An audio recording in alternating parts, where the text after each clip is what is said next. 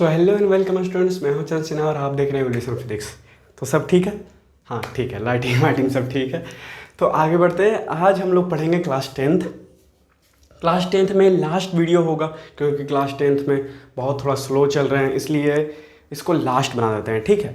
क्योंकि सभी में क्लास 9th में चैप्टर 2 ख़त्म करने वाले हैं, क्लास 12th में चैप्टर 2, क्लास 11th में चैप्टर 2, बस इसी में चैप्टर 1 ख़त्म हो रहा है। तो क्यों नहीं इसको थोड़ा सा जल्दी चला जाए। बीच में क्या हुआ था ना, क्लास 10 में एक वीडियो मिस हो गई थी तो थोड़ा स्लो हो गया। खैर आप लोग चिंता नहीं कीजिए, when I am here no worry. तो चलिए शुरू करते हैं, ठीक है। चैप्टर 1 में क्या पढ़ना था, सिर्फ 5 टॉपिक बचा हुआ है, ठीक है। 5 टॉपिक ही हैं, छोटे छोटे टॉपिक्स हैं, ठीक है। जैसे रिफ्लेक्शन ऑफ लाइट में पहला ये है चीन परिपाटी, बहुत छोटा टॉपिक है, ठीक है, बहुत ही छोटा है। दर्पण सूत्र बहुत ही छोटा है। उत्तल में प्रतिबिंब बनाना सीखेंगे, ठीक है। आवर्धन बहुत छोटा टॉपिक है। बस अवतल में प्रतिबिंब थोड़ा सा बड़ा है, इसमें 6 केसेस पढ़ना है हम लोगों को, ठीक है। तो बस यही है और कुछ है नहीं, तो इसको जल्दी से ख़त्म करते हैं और चैप्टर 2 में चलेंगे, जो कि है प्रकाश का अपवर्तन यानी रिफ्रैक्शन ऑफ लाइट, ठीक है। तो चलिए इसको समझने की कोशिश करते हैं, ठीक है। टाइमर लगा देते हैं क्योंकि वीडियो लॉन्ग ना हो, ठीक है।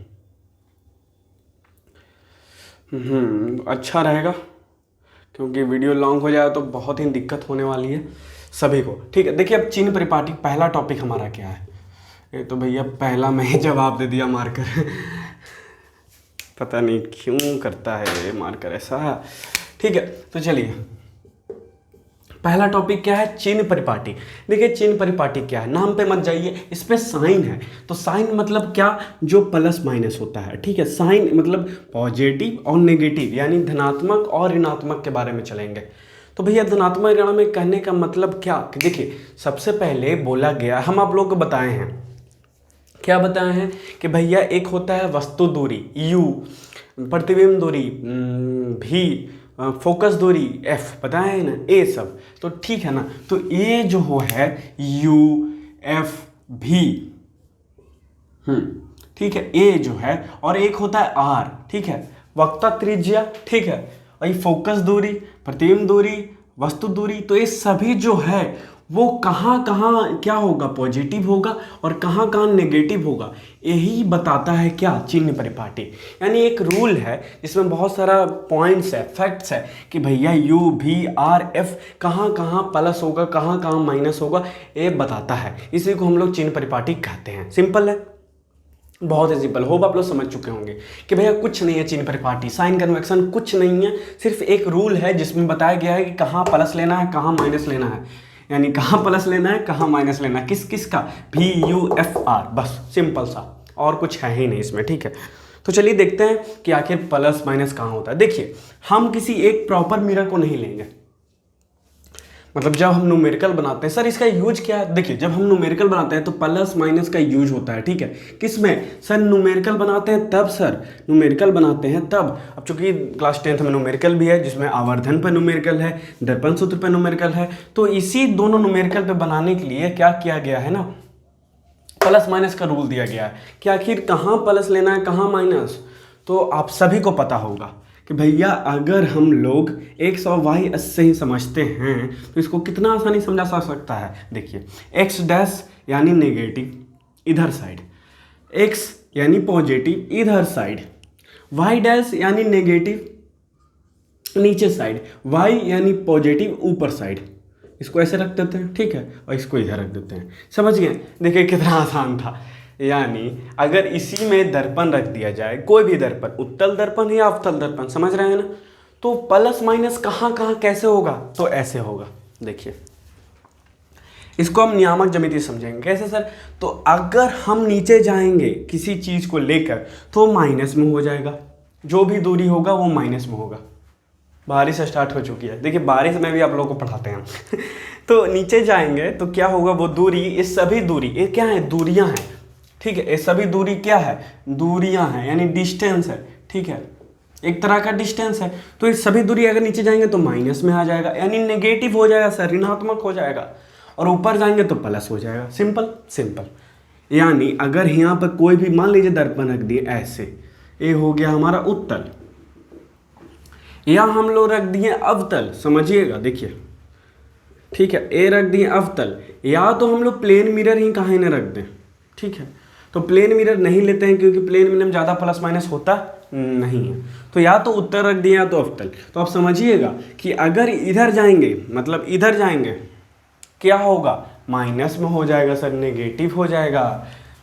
इधर जाएंगे सर तो प्लस में हो जाएगा सर। तो कहाँ से लेना है सर, यहाँ से, जीरो से सर, मूल बिंदु से सर, आपको पता होगा, ठीक है, समझ गए। अब आइए थोड़ा दर्पण से प्रैक्टिकली देखिए, जब इधर हम रखते हैं वस्तु को, ये क्या है, अवतल दर्पण। तो अवतल दर्पण वस्तु को इधर रखेंगे, यू इधर रहेगा, तो यू क्या हो गया, इधर है सर, इधर है। तो बताइए यू कहाँ हो गया, ऐसे तो यू अगर ऐसे हम रखें तो यू क्या हो जाएगा सर, प्लस हो जाएगा। लेकिन सर हम अवतल दर्पण को ऐसे भी तो बना सकते हैं, ऐसे देखिए, ऐसे T T T T T T ऐसे, तो ए हो गया यू। तो सर नियम के अनुसार ना यू को हमेशा इधर रखा जाता है, हाँ इधर रखा जाता है। देखिए अवतल दर्पण में भी यू इधर ही रहेगा, तो यू जो है वो क्या है, वो हमेशा नेगेटिव होता है, आप लोग देख सकते हैं, क्योंकि यू हमेशा इधर रहेगा, मतलब वस्तु इधर रहेगा सर। हाँ, दर्पण के अंदर वस्तु रख सकते हैं राइट साइड में, कैसे रखेंगे हम लोग, घुस के फोड़ना पड़ेगा दर्पण को, मिरर को, ठीक है। तो सिंपल है, यू इधर रहेगा, चाहे वो उत्तल हो चाहे अवतल हो। तो यू क्या हो गया, हमेशा नेगेटिव हो गया, सिंपल, बहुत ही सिंपल। अब भी सर हैं सर, भी तो समझ में नहीं आएगा, कैसे, क्योंकि अवतल दर्पण में प्रतिबिंब इधर भी रह सकता है, इधर भी रह सकता है, किधर रह सकता है, तो शर्मत्तु है। यानी अवतल दर्पण में भी जो होगा वो प्लस भी होगा और माइनस भी होगा सर, समझ गए। यानी पहला पॉइंट यू था, दूसरा पॉइंट भी है, तो अवतल दर्पण प्लस माइनस दोनों। लेकिन सर उत्तल दर्पण में, आइए, उत्तल दर्पण में हमेशा भी पॉजिटिव होगा, क्योंकि इधरे बनवे करेगा। क्यों, क्योंकि धनात्मक बनता है, धनात्मक इधर बनेगा, ऋणात्मक इधर, मतलब उल्टा प्रतिबिंब इधर बनेगा, सीधा इधर बनेगा, समझ गए। काल्पनिक इधर बताया गया है, सब बच्चों वाली बात है, ठीक। आगे बढ़ते हैं, तो ये यू भी हो गया, दोनों मिरर में हम लोग ले चल रहे हैं ताकि आपको कंफ्यूजन ना हो, और ये आपको पॉइंट बनाते चलना है। पहला पॉइंट बना लेना है, हमेशा नेगेटिव होगा, प्लस माइनस दोनों होगा, लेकिन अब उत्तल में सिर्फ प्लस होगा। अब देखिए तीसरा पॉइंट, तीसरा पॉइंट एफ, फोकस दूरी सर। आइए, फोकस दूरी सर किधर लेंगे सर, जहां प्रतिबिंब बनाएंगे, तो सर इधर, इसमें तो प्रतिबिंब हमेशा इधर बनेगा। अब फोकस दूरी ना सर हम लोग दो लेते हैं कभी कभी, F1 और F2, ठीक है। हाँ, तो जब फोकस दूरी दो लें तो सही है, प्लस भी हो सकता है माइनस भी हो सकता है, सिंपल है, अवतल उत्तल दोनों में। और इसमें भी प्लस या माइनस हो सकता है, क्योंकि इसमें भी तो दो फोकस बनेगा ना सर। हाँ, जब हम लोग काल्पनिक प्रतिबिंब सीधा लाएंगे तो फोकस इधर का होगा, यानी प्लस हो जाएगा, और जब इधर का लेंगे तो माइनस हो जाएगा। तो फोकस भी प्लस या माइनस हो सकता है, जहाँ जैसा रहेगा वहाँ वैसा लेंगे, जब प्लस रहेगा तो प्लस ले लेंगे, माइनस रहेगा तो माइनस ले लेंगे, सिंपल सिंपल। ध्यान रखना है कि जब इधर रहेगा तो प्लस, इधर रहेगा तो माइनस, इधर रहेगा तो प्लस, इधर रहेगा तो माइनस, यही तो बोल रहा है, देखिए यही रूल है ना। तो इसी रूल पे सारा साइन कन्वेक्शन हो जाता है, सारा का साइन, यानी यू भी एफ आर सबका साइन हो जाता है। अब वक्ता त्रिज्या सर, देखिए अक्सर वक्ता त्रिज्या इधर ही लिया जाता है, तो आर को हमेशा पॉजिटिव रख देते हैं कभी कभी। लेकिन सर वक्ता त्रिज्या ऐसा थोड़ी ना है कि इधर नहीं होगा, सेंटर तो इधर भी है ना सर, एक काल्पनिक सेंटर है और एक क्या है, वास्तविक सेंटर है, तो जिधर लेंगे उधर होगा। तो आर भी प्लस माइनस हो सकता है, ठीक है, पर आर को ज़्यादा बताया नहीं गया है, क्यों, क्योंकि इसका यूज नहीं रहता, ठीक है, बस। हाँ, तो ये हो गया हमारा साइन कन्वेक्शन, चिन्ह परिपाटी। आप लोग ये चारों पॉइंट का क्या कीजिएगा, नोट्स बना लीजिएगा, मतलब लिखते हुए चलिएगा, ठीक है। ठीक है, तो आगे बढ़ते हैं, इसको ख़त्म करते हैं। ये हो गया हमारा फर्स्ट टॉपिक। हाँ, तो सर एक पॉइंट यहाँ पे छूटेगा, वो कौन सा, मैं बता ही देता हूँ। आप लोग बोलिएगा सर वो फार्मूला आप छोड़ कैसे दिए, कितना इंपॉर्टेंट फार्मूला था, वो छोड़ दिए। तो सर एक संबंध है आर और एफ में, समझ गए होंगे आप लोग, क्या है, आर बराबर 2f और f बराबर r/2, एक संबंध है, उसको भी हम लिख ही देते हैं। इसको साबित कब करेंगे, जब एग्जाम आने लगेगा तब, कोई दिक्कत नहीं है। r बराबर एक होता है 2f और f बराबर r/2, सॉरी r बराबर 2f और f बराबर r/2, ठीक तो था। तो ये जो है वो ये संबंध दिखाता है, क्या, देखिए इसको समझाने के लिए हम बता देते हैं, कुछ नहीं है, देखिए मान लीजिए अवतल दर्पण है, मान लीजिए क्या है, तो ये जो आर है यानी सेंटर से सी फोकस दूरी तक, पोल तक जो दूरी होगा वो आर है, और ये फोकस होगा, यहाँ से एफ होगा। तो ये नहीं दिख रहा है कि आर दुगना है किससे, फोकस से, तो बस यही रूल है कि जो आर है वो दुगना होगा किसका, फोकस दूरी का, यानी स्मॉल एफ का सर, ना कि बड़ा एफ का, ठीक है। हाँ, और एफ जो होगा वो वक्ता त्रिज्या के आधी होगी, बस इसी को बोला गया है कि ये बहुत ही स्टार पॉइंट है, VVI है, इसलिए बता दिया, ठीक है। इसको साबित करने के लिए एग्जाम का टाइम आएगा तो हम साबित करेंगे, ठीक है। तो ये हो गया हमारा चिन्ह परिपाटी क्लियर। अब देखिए दर्पण सूत्र भी हम क्लियर कर देते हैं। दर्पण सूत्र बहुत ही आसान है, कुछ नहीं है, ये जो सूत्र देख रहे हैं ना आप, इसी का एक और वर्जन है, मतलब ऐसा ही कुछ सूत्र है।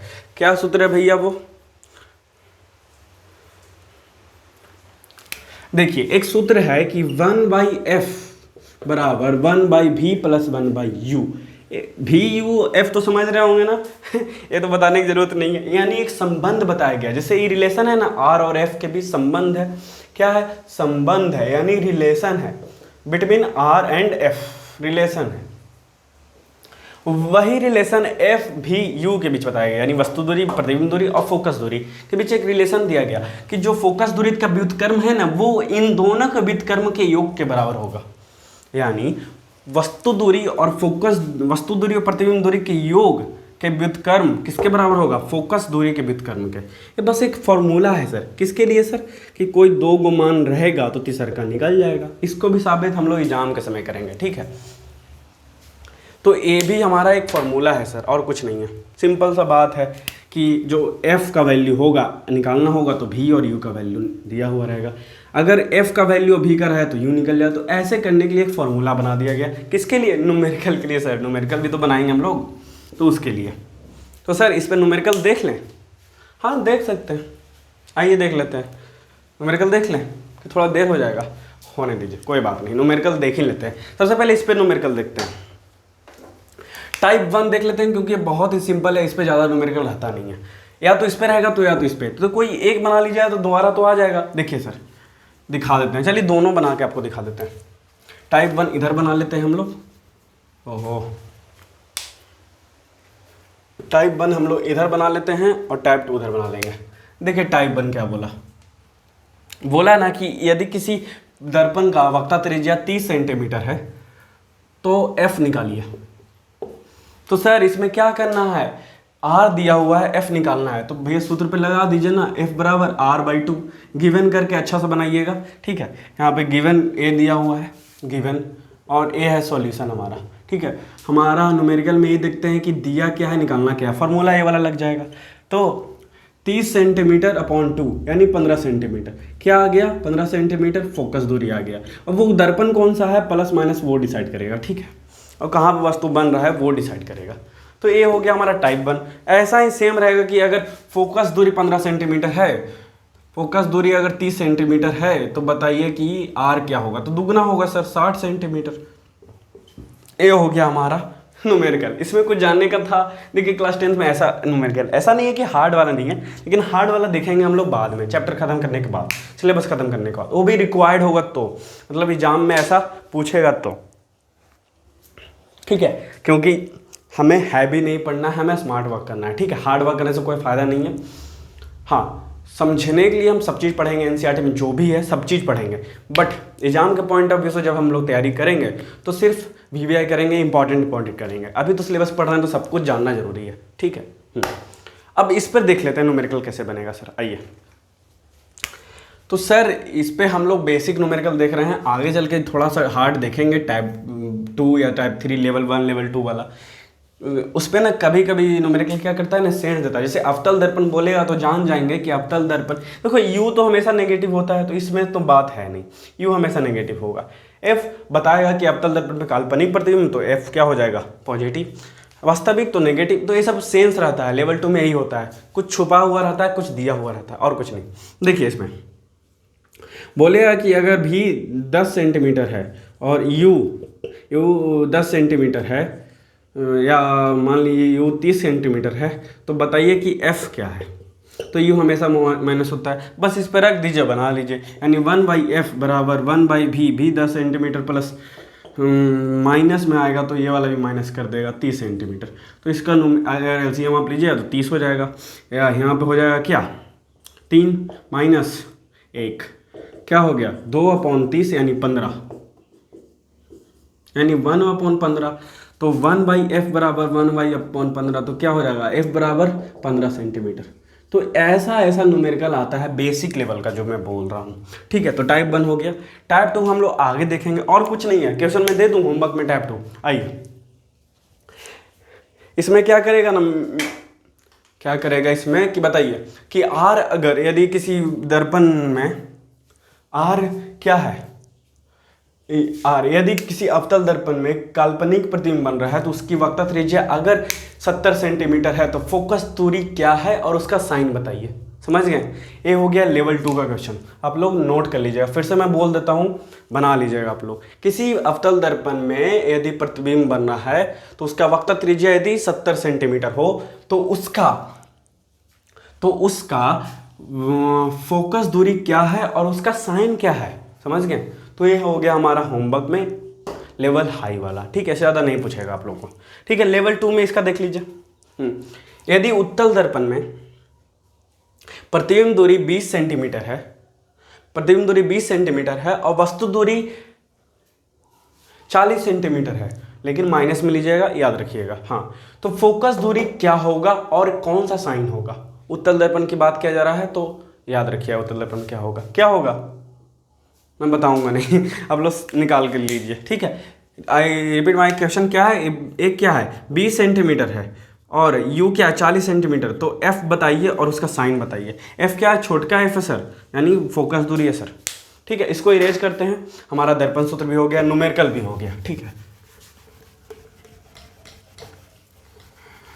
इसको जल्दी से इरेज करते हैं क्योंकि टॉपिक थोड़ा सा फास्ट इसलिए चल रहे हैं, ना तो न्यूमेरिकल और थोड़ा बताते हैं हम आपको, 4 न्यूमेरिकल बताएं और बताते हैं, लेकिन क्या हो रहा है ना कि हमें थोड़ा सिलेबस पे भी ध्यान देना है। और बाकी आप टेंशन नहीं लीजिए, अगर रिक्वायर्ड होगा तो मैं लास्ट में VVI थ्योरम लाऊंगा, तो VVI न्यूमेरिकल भी लाऊंगा, VVI ऑब्जेक्टिव सब्जेक्टिव सब आएंगे, ठीक है। 4 वीडियो आएगा, ठीक है। और हर लेसन का आएगा, ऐसा नहीं है कि एक पूरा सिलेबस का आएगा, नहीं तो हर लेसन का आएगा, ठीक है। तो वो टेंशन मत लीजिए, 2 महीना पहले यानी दिसंबर जनवरी में हम लोग यही सब करेंगे, नवंबर तक सिलेबस आराम से ख़त्म होगा। तो टेंशन लेने की बात है नहीं, वैसे लेना चाहे तो ले सकते हैं, लेकिन नहीं लीजिए, फालतू में क्यों लेना है टेंशन, ठीक है। तो 2 टॉपिक हमारा क्लियर हो गया। अब देखिए आवर्धन देख लें हम जल्दी से, क्योंकि आवर्धन भी बहुत छोटा टॉपिक है सर। आइए आवर्धन देख लेते हैं, यानी टॉपिक 4 आवर्धन, यानी इसको m से दर्शाते हैं सर, m से, ठीक है। इसको बोलते हैं सर मैग्निफिकेशन। आवर्धन देखिए, आवर्धन कुछ नहीं है, एक रेशियो है सर, एक रेशियो है सर, यानी एक अनुपात है सर, वैल्यू है। जैसे हम बोले ना 2:3, एक रेशियो है सर। 2:2 सर रेशियो है सर। 3:2 सर रेशियो है, इसका मतलब 1.5। तो ऐसे करके रेशियो क्या बताता है कि भैया कौन सा संख्या बड़ा है कौन सा संख्या छोटा है, उस दोनों को काट देंगे तो भिन्न में आंसर आ जाएगा, फ्रैक्शन में आ जाता है, ये सभी, ठीक है। रेशियो अनुपात है, उससे पता क्या चलता है कि भैया दोनों को बीच संबंध क्या है, तो इतना संबंध है, यही बताता है रेशियो, और कुछ है। तो m क्या है भैया, अनुपात है, यानी रेशियो है सर, और कुछ नहीं। बोलते हैं ना कि भैया बताइए कि दूध में कितना पानी मिलाया गया है, तो 2 लीटर दूध में 1 लीटर पानी है यानी 2:1 का रेशियो है दूध और पानी का। तो ऐसा वाला बात है, ठीक है। ऐसे दूध में पानी नहीं मिलाना चाहिए, जैसे कुछ लोग मिलाते हैं, ठीक है। तो ये अनुपात है। तो आवर्धन किस चीज़ का अनुपात है सर, कुछ तो बताइए, दूध है का है, पानी का है, कुछ किसका है। तो सर एक होता है प्रतिबिंब की ऊंचाई, तो प्रतिबिंब बनेगा तो प्रतिबिंब की ऊंचाई होगा ना सर, प्रतिबिंब की ऊंचाई, प्रतिबिंब की ऊंचाई, इसको बोल देते हैं हम, कुछ भी मान लिख दीजिए h'। और एक होता है वस्तु की ऊंचाई, तो सर हमारा कुछ ऊंचाई है, अगर हम दर्पण के पीछे आगे चल जाएं तो पीछे एक प्रतिबिंब बनेगा तो उसका भी एक ऊंचाई होगा, तो वस्तु की ऊंचाई h। इन दोनों का क्या है सर, अनुपात है, जिसको हम आवर्धन कहते हैं। सिंपल डेफिनेशन, ये सब तो दिक्कत नहीं होगा हमारे बच्चों को, क्योंकि समझदार बन चुके हैं, खुद से डेफिनेशन बना सकते हैं, ठीक है। ये हम फॉर्मूला की बात कर रहे हैं, ठीक है। तो डिफरेंशियल हमारा हो गया। फॉर्मूला देखिए क्या है, एक एक रेशियो है, यानी आवर्धन बराबर क्या होगा, एच डैश बटा एच, यानी वस्तु की ऊंचाई तथा प्रतिबिंब की ऊंचाई और वस्तु की ऊंचाई के अनुपात क्या है, आवर्धन है, एम है सर, और कुछ नहीं है, यही है। तो सर ये आवर्धन हुआ क्या, तो बता रहा है सर ना कि प्रतिबिंब की ऊंचाई कितना बड़ा है या छोटा है, किससे, वस्तु से। यानी प्रतिबिंब अगर 2 मीटर का बन गया तो वस्तु कितने का है, या वस्तु अगर 2 मीटर का है तो प्रतिबिंब कितने का है, ठीक है।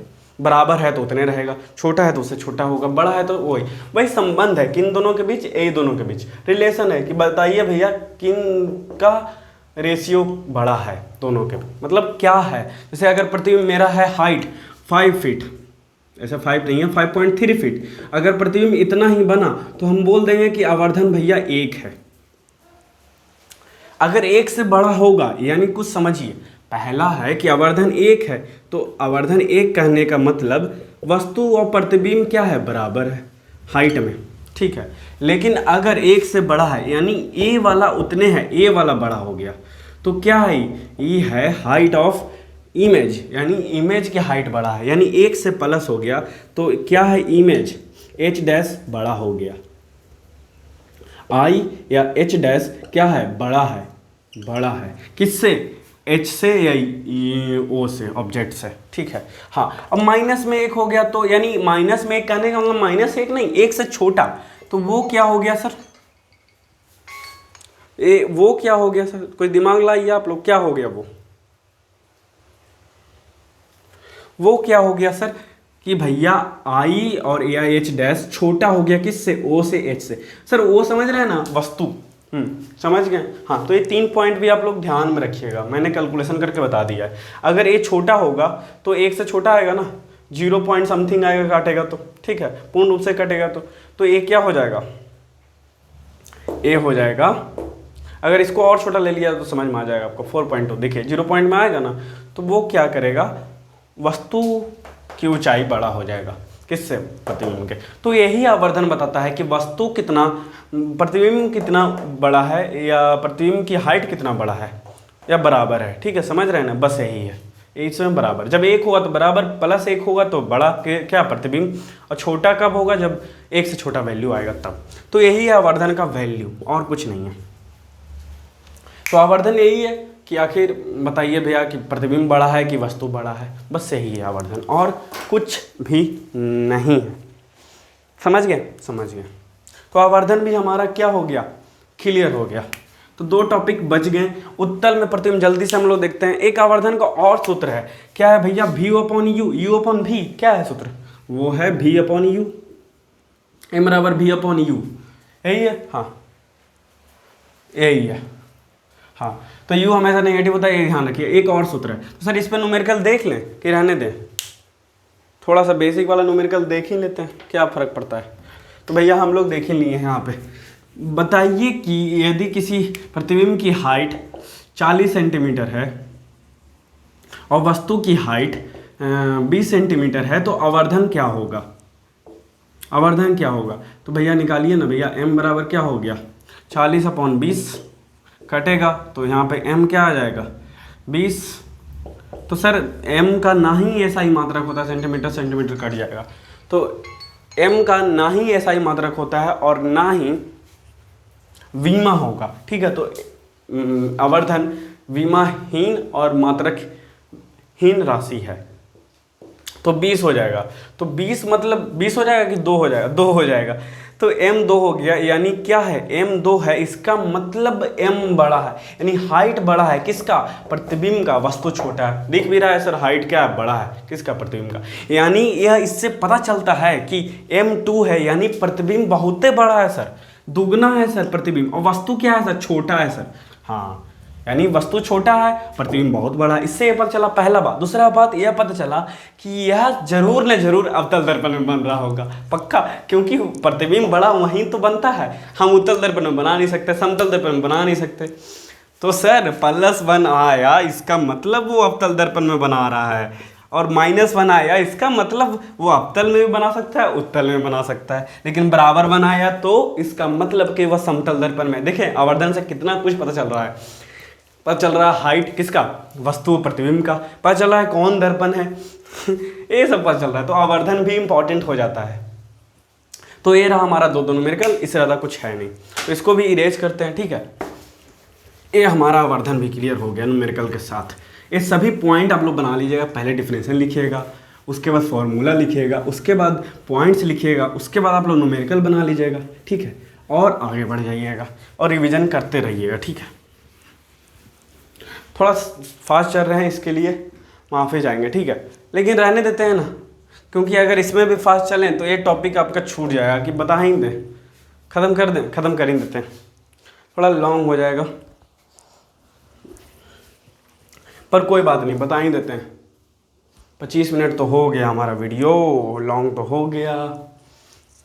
चलिए एक टॉपिक देख ही लेते हैं, एक टॉपिक हम लोग और देख ही लेते हैं। उत्तल में क्या, उत्तल में प्रतिबिंब। ये है हमारा उत्तल दर्पण, इसमें प्रतिबिंब बनेगा। तो देखिए दो केस बनता है उत्तल दर्पण में, पहला और दूसरा। रहने दे कि बता दें, रहने देते हैं, लॉन्ग हो जाएगा ना, 30 मिनट का वीडियो हो जाएगा, और बता ही देते हैं डाउट हो रहा है हमको भी कि बताएं कि रहने दें। उत्तल दर्पण में प्रतिबिंब, अब देखिए उत्तल दर्पण में प्रतिबिंब क्या बोलता है ना, जल्दी से बता देते हैं कि देखिए भैया अब टाइम थोड़ा दिक्कत हो रहा है, तो हो सकता है कि आप लोगों को मैं पूरा ना बता पाऊँ, ठीक है। मतलब इसमें दो केसेस है, तो ये तो तुरंत बता देता हूँ। देखिए कैसे, सबसे पहले या तो प्रतिबिंब एकदम अनंत पे होगा, मतलब पूरा इधर होगा, तो अनंत की से किरणें, दो किरणें ऐसे आएगी, ऐसे आएगी, तो ऐसे भी आप एक बिंदु पे तो नहीं मिलती है सर, तो ऐसे आएगी उत्तल दर्पण में किरणें। यहाँ पे क्या बनेगा, यहाँ पे बनेगा C, यहाँ पे बनेगा F, उल्टा वाला F, ठीक है। ऐसे जरूरी नहीं है, इसको पर रख देते हैं, क्या फ़र्क पड़ता है, ठीक है। इधर वैसे भी नहीं बनता है, ठीक है, छोड़ ही देते हैं। हाँ, तो ये हो गया हमारा R, इतना तो पता होगा ना आपको। हाँ, इधर हो गया C। अब देखिए ये जहाँ पे मिलेगा वहाँ पे फोकस बन जाएगा। अब यहीं पर प्रतिबिंब बनेगा सर, यही प्रतिबिंब है सर। वस्तु हो सकता है बड़ा हो, लेकिन प्रतिबिंब इतना छोटा। हाँ सर, प्रतिबिंब बिंदु के आकार का ही रहेगा, यानी बहुत छोटा रहेगा, समझ गए।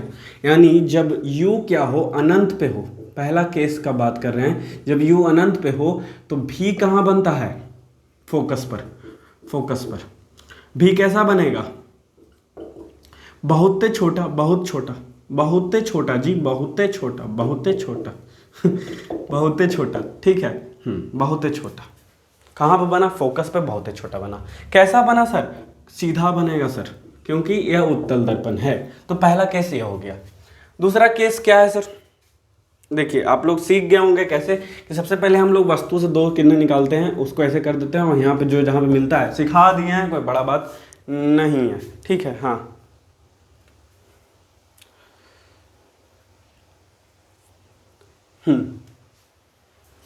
अब देखिए, अब बोला ना कि अनंत पे नहीं रखेंगे, इस लाइन पे रख दें, मतलब अनंत से पोल की ओर, तो ऐसे रखेगा सर।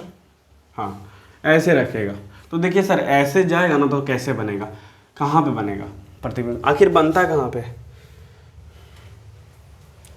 देखिए P यहाँ पे है और यहाँ पर F है, समझ गए। तो अब देखिए यहाँ पर रखा तो सर छोटा रखे चाहे बड़ा रखे क्या फ़र्क पड़ता है, ठीक है। तो ए रखा हमारा प्रतिबिंब, ऐसे एक जाएगा किरणें ऐसे, फिर ऐसे जाएगा ऐसे, ठीक है। ऐसे, तो सर एक ऐसे जाएगा, देख रहे हैं ऐसे जा रहा है, या फिर ऐसे ही जाएगा, कोई फ़र्क नहीं पड़ेगा, ठीक है। बस आप लोग ध्यान रखिएगा, इसको ऐसे ले जाइएगा एकदम सीधे, और ए वाला ऐसे जाएगा, ठीक है। हाँ, तो यहाँ पर मिल जाएगा सर, यही है ना। हाँ, ऐसे मिल गया, ए हमारा क्या हो गया O, और ए हमारा हो गया I। तो I भी छोटा ही ना बना सर, हाँ छोटा बना, बहुत छोटा नहीं, छोटा बना। दूसरा केस में क्या बना कि यदि हम U को कहाँ रख दें, P तथा अनंत के बीच, P तथा अनंत के बीच, P मतलब पोल सर, ठीक है। तो भी कहाँ बन जाएगा, F और P के बीच, F तथा P के बीच, P के बीच। और भी कैसा बनेगा सर, भी छोटा बनेगा सर, छोटा बनेगा सर, सीधा बनेगा सर। ये प्रतिबिंब की प्रकृति है, प्रकृति है किसकी, प्रतिबिंब की। सीधा मतलब सर काल्पनिक सर। तो ये हो गया हमारा उत्तल में प्रतिबिंब, टॉपिक क्लियर।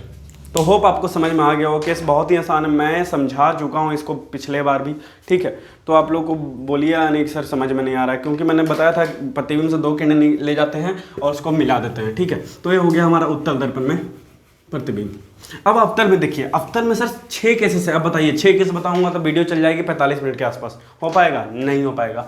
तो अवतल में सिर्फ हम 1 केस बनाना सीख जाएंगे या 2 केस, उसका सारा टॉपिक क्लियर हो गया। हमने चिन्ह परिपाटी, उत्तल में प्रतिबिंब, न्यूमेरिकल, दर्पण, सूत्र, आवर्धन और अवतल में प्रतिबिंब सिर्फ बचा है। देख लीजिए आप लोग, ठीक है, सीख जाइए, कोई बड़ा बात नहीं है। आप लोग को आ ही क्या होगा, थोड़ा सा मैंने हिंट दे दिया था पहले भी। ये हमारा अवतल दर्पण, ये अवतल नहीं है, अवतल इधर करते हैं, ठीक है। अवतल ये हो गया हमारा, पर सर ऐसे थोड़ा अजीब नहीं लगेगा? क्यों? क्योंकि सर ऐसे तो रूल ही हम लोग वायलेट कर देंगे। यू को हम लोग पॉजिटिव बना देंगे। यू क्या होता है? हमेशा नेगेटिव, यानी वस्तु दूरी नेगेटिव होता है, लेकिन हम लोग पॉजिटिव कर देंगे इधर ला के। यानी हमेशा लेफ्ट साइड में वस्तु को रखा जाता है, प्रतिबिंब इधर। थोड़ा रूल बना दिया चिन्ह परिपाटी, और कुछ नहीं। ऐसे रखने का कुछ भी रख सकते हैं, पर चिन्ह परिपाटी थोड़ा वायलेट हो जाएगी, यानी कुछ नियम टूट जाएगी। तो नियम पालन करने के लिए होता है, तोड़ने के लिए नहीं। तो फिर भैया चिन्ह परिपाटी बोलेगा कि हमको तो काहे तोड़ दिए, इसको रखिए थोड़ा, थोड़ा हमको ही फॉलो कीजिए, फिजिक्स में हम भी टॉपिक हैं। तो सबका इंपॉर्टेंस तो उतना ही है, ठीक हो। तो यही इधर रखते हैं वस्तु को, ठीक है। तो देखिए कुछ नहीं करते हैं, इसको भी टाइम तो हो रहा है सर, एक सीख जाइए। देखिए ये है P सर, यहाँ पर F बनेगा, यहाँ पर एक और F बनेगा सर, यहाँ पर C बनेगा सर, C यहाँ पर बनेगा सर, ठीक है। यानी F1 F2 C1 C2, इसको 2F1 भी बोलते हैं सर केंद्र को। यहाँ पर 2F2 सर, या F1 इधर रख दीजिए सर, इधर 2 लीजिएगा तो इधर 2 ही लीजिएगा सर, अच्छा लगता है, ठीक है। हाँ, और कुछ नहीं। इधर हो जाएगा सर प्लस, इधर हो जाएगा सर माइनस। तो अगर केंद्र पे रखेगा कोई वस्तु, केंद्र पे रखेगा तो सर केंद्र पर ही बनेगा सर। देखिए कैसे, देखिए कैसे, यानी एक इधर से जाएगा फोकस से। सर ये केंद्र पे कहाँ बना सर? बनेगा, आप जब स्केल से बनाइएगा ना तो आपको लगेगा कि ए वाला जो है ना, ए ऐसे आता है सर, हल्का थोड़ा सा मूव करता है सर, तो यहाँ पर मिलेगा, समझ रहे हैं आप? स्केल से बनाइए तो पता चलेगा आपको, ऐसे। तो ऐसे किरणें बन जाती है। ए हमारा यू और यहाँ पे आई बन गया, तो ये क्या बना सर? ये हमारा उल्टा प्रतिबिंब बन गया। देख रहे हैं उल्टा बना है, ए प्रतिबिंब इधर है, ए और बी, बट बी सी क्या है? हमारा प्रतिबिंब हो गया, तो ये उल्टा बन गया। तो ऐसे ही बनाते हैं सर, एक किरणें सीधे ले जाते हैं फोकस से और ऐसे ले जाते हैं तो ऐसे परिवर्तित हो जाती है। सर इधर भी बनता है सर, पता होगा आपको। तो ए हो गया, तो इसको आप लिख लीजिएगा ना, बहुत भारी बात नहीं है। क्या लिखिएगा कि देखिए जल्दी से, पहला केस तो वही हो गया कि यदि हम यू कहाँ रखते हैं? सी पर, तो भी कहाँ बनता है? सी ए पर बनता है। भी कैसा बनता है? उल्टा बनता है सर, उल्टा बनता है। भी कैसा बनता है? प्रकृति क्या होता है उसका? बराबर होता है सर, उल्टा बनता है, पर उल्टा को वास्तविक बोलते हैं सर, इतना याद रखिए सर। हाँ, तो यहाँ पर भी क्या हो गया सर? नेगेटिव हो गया सर, और यू तो हमेशा नेगेटिव रहता है सर। हाँ, देखिए एक तो सीख गए आप, एक और सिखा देते हैं उल्टा वाला, मतलब इधर वाला। तो इधर बनेगा तो उल्टा बनेगा, सीधा बनेगा सर? हमेशा सीधा बनेगा, क्योंकि इधर प्लस होवे करता है, और जो इधर बने उसे काल्पनिक कहते हैं, और उधर बनेगा तो यानी सीधा है। अब देखिए सर, आइए उसको भी सिखा ही देते हैं आपको। फिर आप लोग बोलिए चलिए 2 कैसे सिखा दिए ना तो सब बन जाएगा, क्योंकि एक तो उल्टा बनेगा तो सीधा बनेगा, बस यही ना। और कोई बन सकता है टेढ़े मेढ़े? नहीं, तो यही बनेगा। तो देखिए ये हो गया हमारा फोकस, ये हो गया पोल। जब इन दोनों के बीच रखिएगा ना वस्तु को तो ऐसे होता है सर, ऐसे जाएगा और फोकस से लौटेगा सर। हाँ, तो ये फोकस से लौटा, पर एक जाएगा पोल से, अब पोल से जाएगा तो इधर आ जाएगा, ऐसे ही आएगा ना। हाँ, ऐसे ही आएगा, ऐसे ही आएगा। कोई कोई बुक में बोलता है कि इसी से जाएगा पर इसी से आता है, पर वो केंद्र से होता है सर। जब केंद्र से किरणें जाएगी तो केंद्र से ही वापस आएगी, ऐसे होता है। ऐसे जाते हैं ना, ऐसे लेके फोकस से तो जाएगा तो ऐसे जाएगा, पर केंद्र से जाएगा ना तो केंद्र से वापस आता है। ध्रुव से ऐसा नहीं होता है, तो आप ध्रुव से रिफ्लेक्ट करके देख लीजिए, ठीक है। ऐसे तो क्या बनेगा? एक तो किरणें ऐसे जा रही है सर, और एक ऐसे जाएगी सर, देख रहे हैं? हाँ, तो एक यहाँ पर बन जाएगा, ए बन गया बहुत बड़ा किरण सर। हाँ, तो ये बन गया। तो सर ये F2 पे नहीं बनता है सर, इतना याद रखिएगा, इन दोनों के बीच बनता है सर। तो जब वस्तु को हम P और F के बीच रखेंगे तो छोटा वस्तु रखेंगे तो बहुत ही बड़ा बनेगा, यानी प्रतिबिंब कैसा बना, काल्पनिक बना, सीधा बना, और कैसा बना, बड़ा बना सर, बहुत ही बड़ा नहीं सर, बड़ा बना, ठीक है। यानी अवतल दर्पण में प्रतिबिंब बड़ा भी बन सकता है सर, अवतल दर्पण में प्रतिबिंब बड़ा भी बन सकता है सर।